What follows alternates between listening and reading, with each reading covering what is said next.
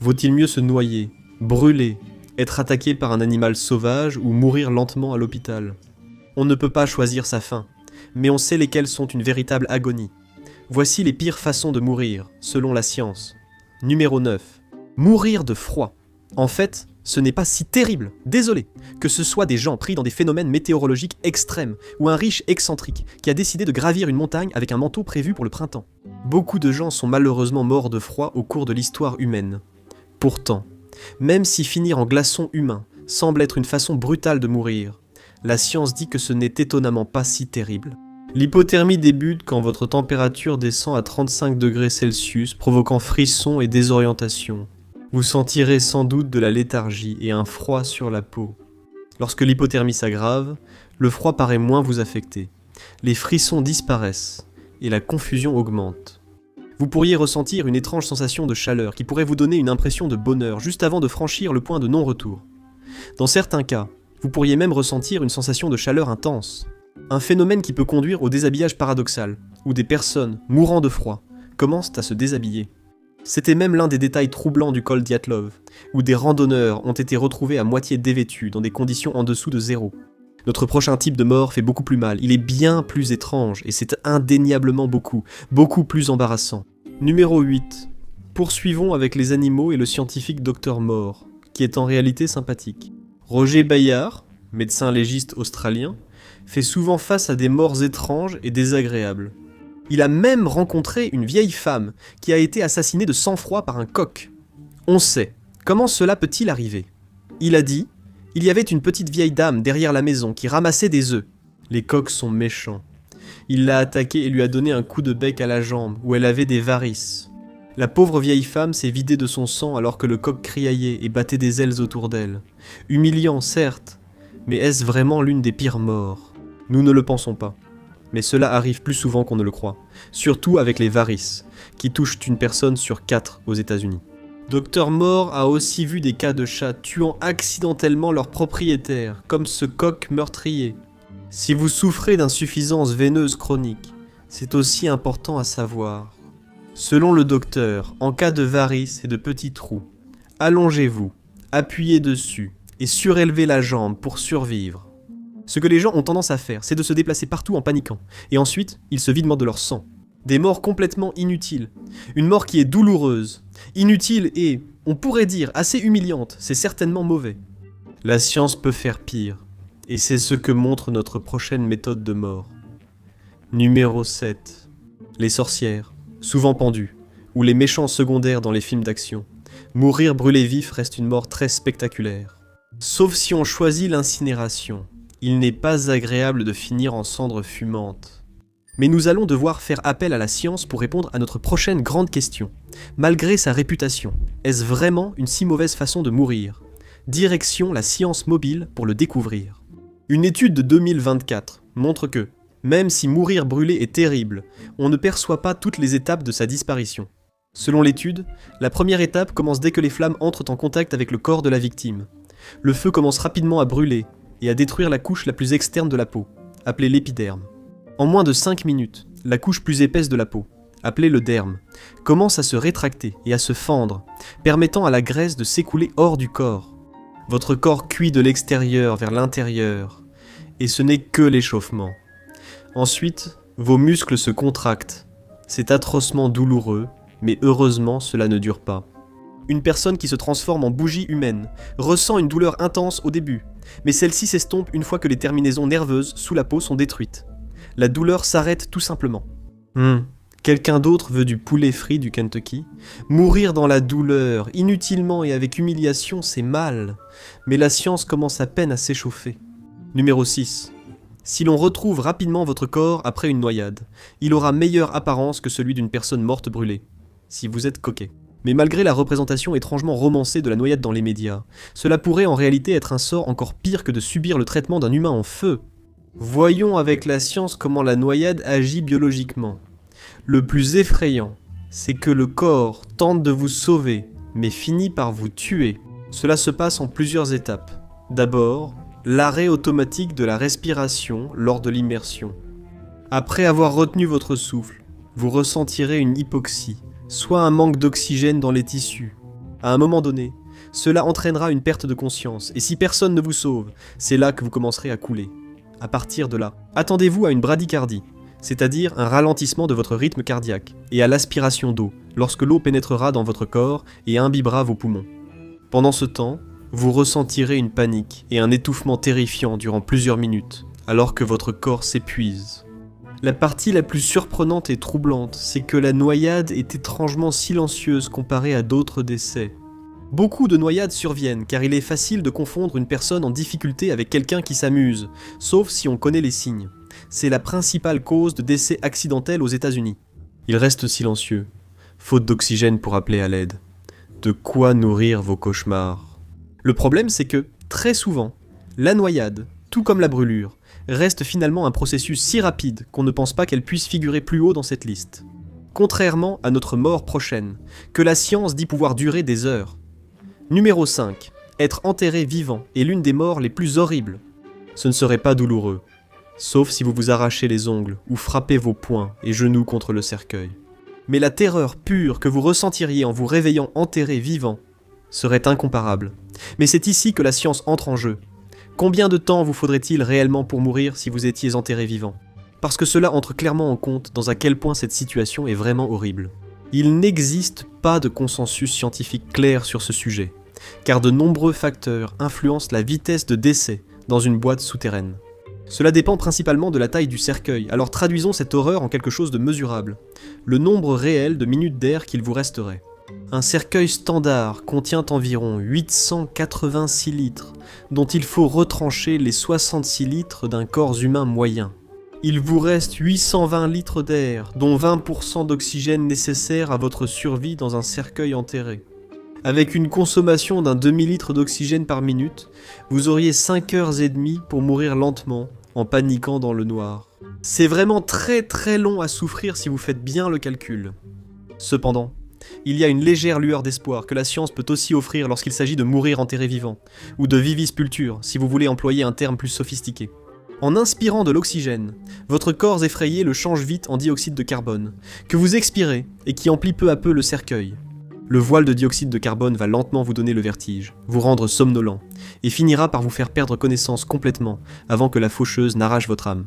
Selon Helen Herleff, professeure émérite à l'université de Chicago, au département de pneumologie et de soins intensifs, il n'y a rien qu'une personne enterrée vivante puisse faire. Vous pourriez étouffer, ce qui serait terrifiant, dit Leff, mais au moins vous seriez inconscient à la fin. Merci pour ces paroles réconfortantes, professeur. Mais la nature horrifiante de notre prochaine mort, comme l'a confirmé la science, ne vous apportera aucun réconfort. Numéro 4. Malgré les discours des profiteurs des régimes, les gens ont besoin de nourriture, c'est un besoin fondamental. Mais certains n'y ont pas accès à cause de la pauvreté, de la famine ou du génocide. La famine a touché des centaines de millions, voire des milliards de personnes dans l'histoire humaine. Et n'importe quel scientifique peut vous le dire, que ce soit à partir de rapports historiques ou d'exemples actuels. Mourir de faim est vraiment une façon horrible de mourir. Bien que la durée exacte sans nourriture avant de mourir varie énormément selon la personne et ses besoins physiologiques uniques, la moyenne semble être d'environ 3 semaines. Les scientifiques ne peuvent pas tester cela en laboratoire, car il serait contraire à l'éthique de laisser des gens mourir de faim pour une étude. Votre corps utilisera sa graisse et ses muscles, puis le manque d'énergie affectera votre cerveau et provoquera des troubles psychologiques. Le corps ralentit pour préserver l'énergie des organes vitaux. Vous gonflerez, deviendrez émacié, faible, avec probablement nausées et vomissements. La famine affaiblit tellement le corps qu'une réintroduction trop rapide de nourriture peut entraîner la mort par syndrome de renutrition inappropriée. C'est ce qui est arrivé à de nombreuses personnes rescapées des camps de concentration pendant la Seconde Guerre mondiale. Le docteur Omar Abdelmanan, pédiatre et neurologue britannico-égyptien, a déclaré « C'est une mort très cruelle et lente. Vous dépérissez. Pourtant il existe 3 façons pires de mourir. Êtes-vous assoiffé ? Vous ne le serez pas si vous allez vers notre prochaine mort atroce. Numéro 3. Si vous croisez un renard, une chauve-souris ou un écureuil au comportement anormal. Si vos vaccins ne sont pas à jour, vous risquez de contracter la rage, l'une des maladies les plus redoutées. Les morsures et griffures de chiens causent 99% des cas de rage humaine, tuant des dizaines de milliers de personnes chaque année. Si vous êtes attaqué par un chien enragé, Vous devez vous rendre à l'hôpital le plus rapidement possible pour recevoir un traitement prophylactique post-exposition, PPE. Sans ce traitement, 2 issues terribles s'offrent à vous. La rage furieuse ou paralytique, 2 morts atroces. Selon l'OMS, la rage furieuse représente 80% des cas. Elle provoque hyperactivité, excitation, hallucination, troubles moteurs et peur de l'eau ou de l'air frais. Personne ne survit plus de quelques jours après l'apparition de la maladie avant qu'un arrêt cardio-respiratoire n'entraîne la mort. Mais il existe une forme beaucoup plus rare, la rage paralytique. Plus lente, plus silencieuse, et parfois plus troublante. Les muscles se paralysent depuis la blessure, la paralysie progresse jusqu'au coma puis la mort. Quoi qu'il arrive, vous subirez une fin atroce et longue. Mais quelle 2 morts pourrait être pire que la rage, une maladie qui affiche soi-disant un taux de mortalité de 100% si elle arrive à maturité. Heureusement, la science a des réponses, et vous allez faire des cauchemars. Deuxièmement, si vous subissez une catastrophe nucléaire, il n'est pas étonnant de risquer une mort atroce. Vous préféreriez être brûlé vif ou noyé que subir une forte dose de radiation ionisante. En cas de syndrome d'irradiation aiguë, vous subirez des conditions cauchemardesques avant de quitter ce monde. Une forte dose peut vous envoyer dans la tombe en quelques heures ou quelques mois, ce qui vous vaudra rapidement plus de syndrome qu'une soirée cosplay des Indestructibles. 3. Précisément, le syndrome cérébrovasculaire, le syndrome gastro-intestinal et le syndrome hématopoïétique. Cela signifie que le flux sanguin vers votre cerveau, votre capacité à digérer correctement la nourriture et votre capacité à produire de nouvelles cellules sanguines seront tous affectés. Votre corps a besoin de cela pour bien fonctionner. Et ce n'est qu'un début. Cela va empirer à l'approche de la mort. En quelques heures ou jours, vous pouvez avoir des vomissements en jet, saignements rectaux, sang dans les vomissements, diarrhée avec fièvre, brûlure cutanée, confusion et perte de cheveux. Ça va être un mauvais moment. En 1999, Hisashi Uchi, ouvrier japonais d'une centrale, purifiait de l'oxyde d'uranium. Lorsqu'un accident l'a exposé à une dose inimaginablement élevée de radiation dangereuse, cela a conduit à sa mort plus de 80 jours après l'exposition initiale. Les détails de cette affaire sont indéniablement troublants. Le taux de lymphocytes de Hisashi Uchi a chuté à quasi zéro. Sa moelle osseuse a été détruite, causant nausées, déshydratation et diarrhée. Bien qu'une issue favorable semblait possible au début, la situation a vite empiré. La maladie des radiations détruisait ses cellules jusqu'à anéantir complètement son ADN, ce qui signifiait que son corps ne pouvait plus créer de nouvelles cellules pour réparer les dégâts. La couche externe de sa peau s'est lentement dégradée, il était incapable de parler, de manger, et après un certain temps, il a sombré dans une inconscience totale, jusqu'à ce qu'il meure d'une défaillance multiviscérale après 83 jours. Il convient de mentionner que c'est sans aucun doute l'une des morts les plus emblématiques et troublantes de l'histoire de la médecine, et ce fut indéniablement une expérience extrêmement douloureuse pour Uchi. La seule consolation est qu'il était presque inconscient du monde durant les dernières semaines, ne souffrant donc pas activement pendant cette période. C'est l'une des horreurs les plus documentées médicalement jamais enregistrées. Et pourtant, de façon incroyable, il existe encore une façon de mourir qui, selon les experts, est encore pire. Numéro 1. Voici le roi des terreurs, considéré par les experts comme la mort la plus douloureuse et terrifiante. Ce scénario, largement reconnu scientifiquement concernant la douleur, est aussi le plus probable. Mourir à l'hôpital d'une maladie prolongée. Les 2 causes de décès les plus courantes aux États-Unis sont les maladies cardiaques, qui font près de 681 000 victimes par an, et notre vieil ami le cancer, qui affiche un nombre de morts annuels respectable de près de 613 000. Aux États-Unis, parmi les 5 principales causes de décès, seuls les accidents ne sont pas des maladies. Ensuite, on retrouve les causes habituelles. Les maladies cérébrovasculaires et les maladies chroniques des voies respiratoires inférieures, pour ne citer qu'elles. Les maladies longues tuent de nombreux Américains. Et même les morts dites rapides dues à une maladie sont souvent lentes et pénibles. Demandez à Johan Lin, médecin et spécialiste des soins palliatifs. Les gens pensent qu'ils reconnaîtront leurs derniers jours, semaines ou mois. Mais la plupart d'entre nous arrivent à la fin de leur vie très progressivement. Nous continuons à faire semblant de croire que les gens vont mourir d'une crise cardiaque du jour au lendemain, mais ce n'est pas la réalité. Les gens veulent avoir un sentiment de contrôle sur leur vie, ils veulent la liberté de mouvement, et pouvoir prendre des décisions qui détermineront le cours de leur existence. En cas de maladie chronique, invalidante ou terminale, on risque de perdre d'abord ces choses essentielles, comme c'est le cas de centaines de milliers de personnes malchanceuses aux États-Unis. Chaque jour, votre vie devient un cycle de douleur, d'énergie qui baisse et de force qui diminue, avec parfois la perte totale de vos capacités, voire de votre esprit. Et vous connaissez probablement la version la plus cauchemardesque de ce lent déclin. La maladie d'Alzheimer figure parmi les 10 principales causes de décès, toutes causes confondues. C'est la 5e cause de décès chez les plus de 65 ans, et la 6e au niveau national. Il faudrait vivre sous une roche pour ignorer les ravages de cette maladie neurologique dégénérative. La démence détruit peu à peu l'esprit, efface les souvenirs et rompt les liens avec les autres et le monde. Vous mourrez, devenu l'ombre de vous-même, dans un monde confus et effrayant. Mais comment la maladie d'Alzheimer vous tue-t-elle exactement ? La science offre une réponse inquiétante.